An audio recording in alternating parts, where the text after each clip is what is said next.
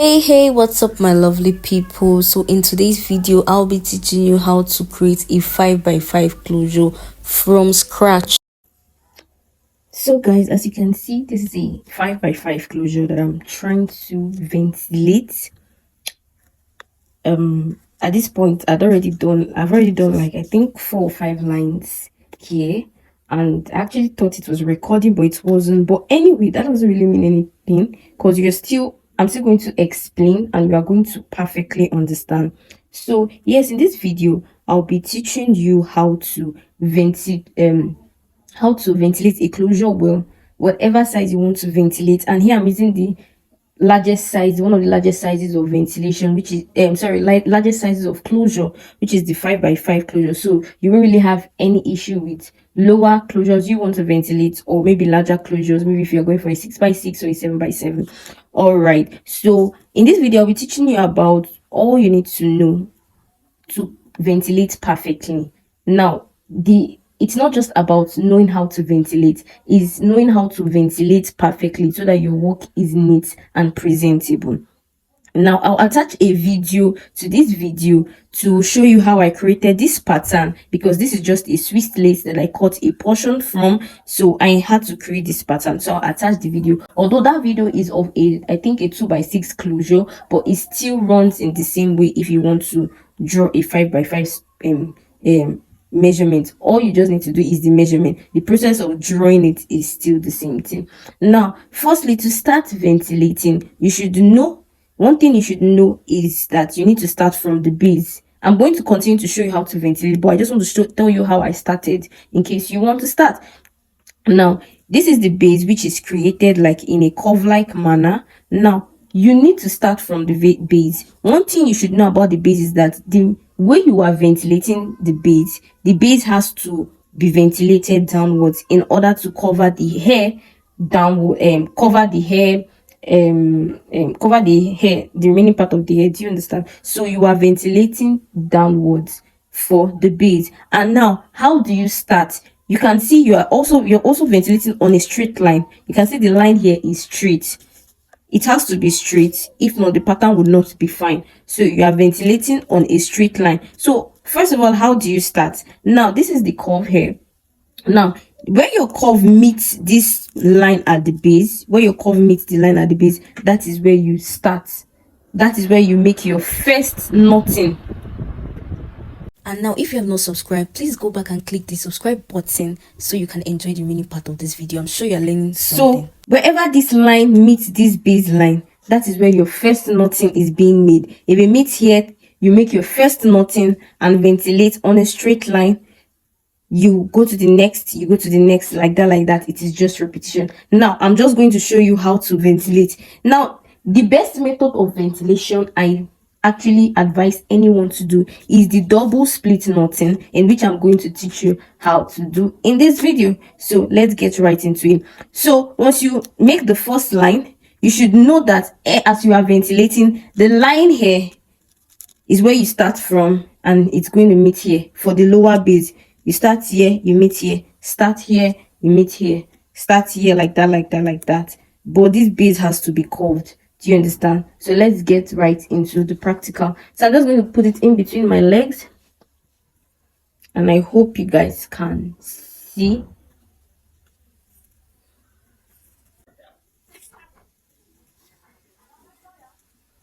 You have to take a portion of hair. Take the amount you want, maybe a smaller portion. And to take a smaller portion. So this is the longer portion. Just bend it. Bend it to create a loop.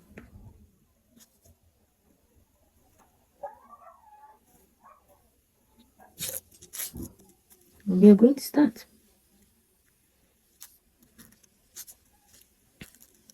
Now, I told you in the beginning that where this line meets is where this line meets this line is where how you will start and continue on a straight line. So in case you want to go to the next line, now all you need to do, remember I told you it has to be touching this line.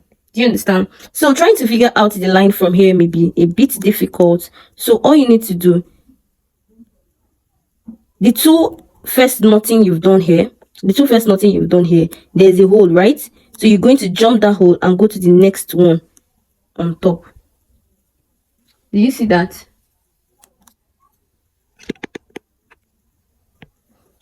Let me say it again. The two first knotting here, there's a hole.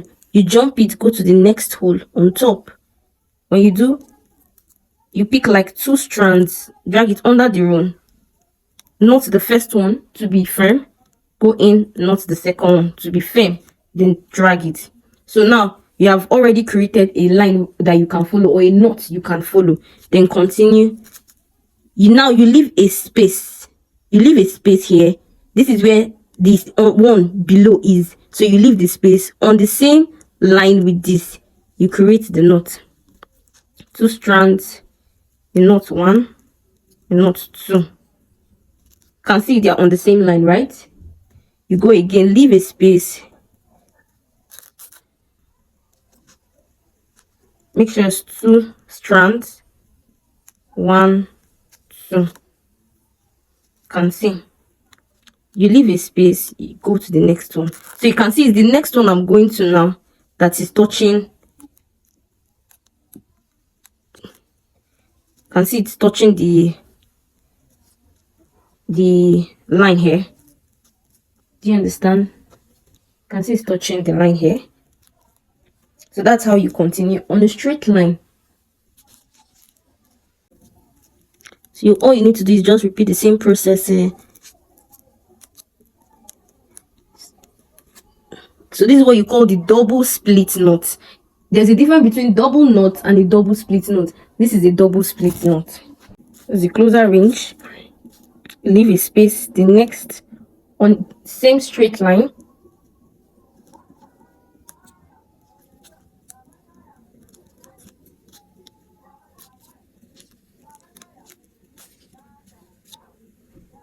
Do you understand? So wherever there is a space is where this lower one is. So do not forget you're doing everything on a straight line. Do the first knotting, the second knotting.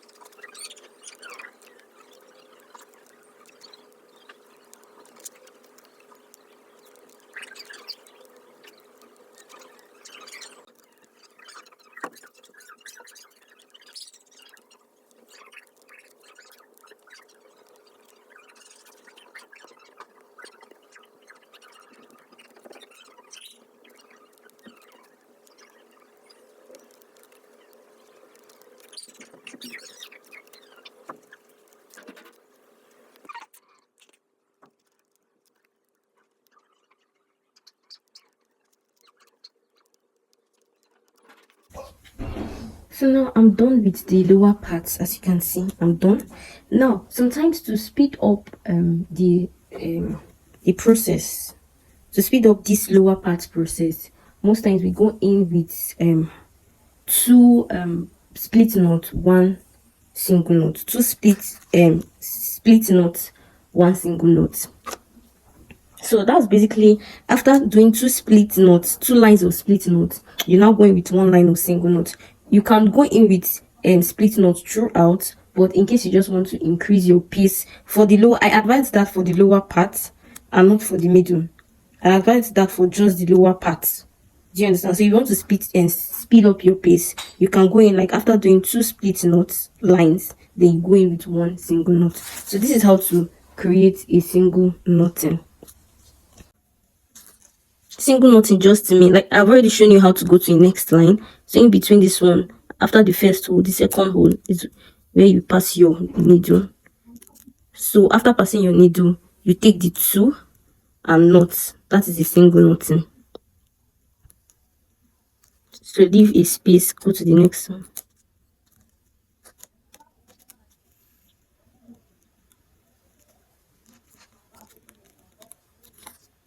So that's the single knotting.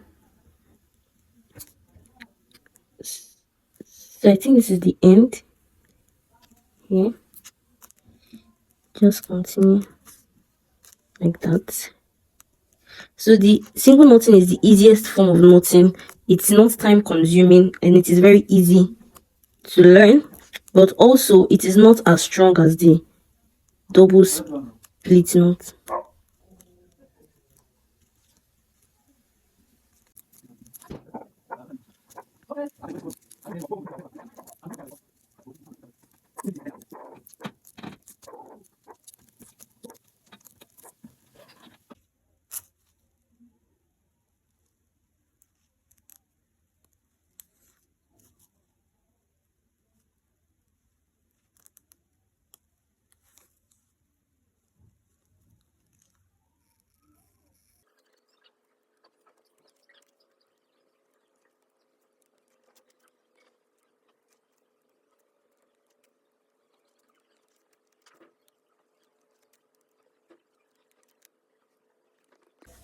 So you can now continue with double split knot, 2 double split knot, single knotting like that till you reach here, or you keep doing double split knot throughout. So this is how the base of your closure should look like. You can use this method for whatever size of closure you want to achieve. So I'm going to stop this video for now. In my next video, which I would even attach to this video, so check the description box for the remaining part of this video, I'll be teaching you how to, work on the middle part of the closure and the front part of the closure. See you in my next video. Do not forget to subscribe if you've not subscribed. Very important. Give this video a like if you really like it. And don't forget to check the description box for the remaining parts of this closure ventilation. Bye.